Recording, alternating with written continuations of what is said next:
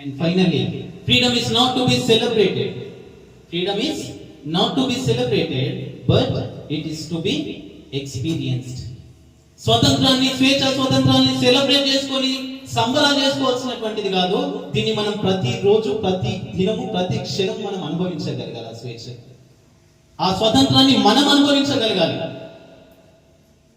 And finally, I would like to conclude this with a line.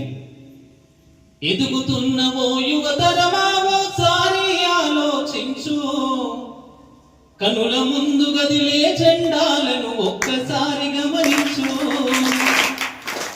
ఎదుగుతున్నవో యువతరమా ఓసారి ఆలోచించు, కనుల ముందు గదిలే జెండాలను ఒక్కసారి గమనించు. ఏళ్ల నుండి జరిగే పరిపాలన వ్యవస్థ పరిశీలించు. స్వతంత్రం వచ్చి 79 సంవత్సరాలు, వీటన్నిటిని మనం అబ్జర్వ్ చేయాలి.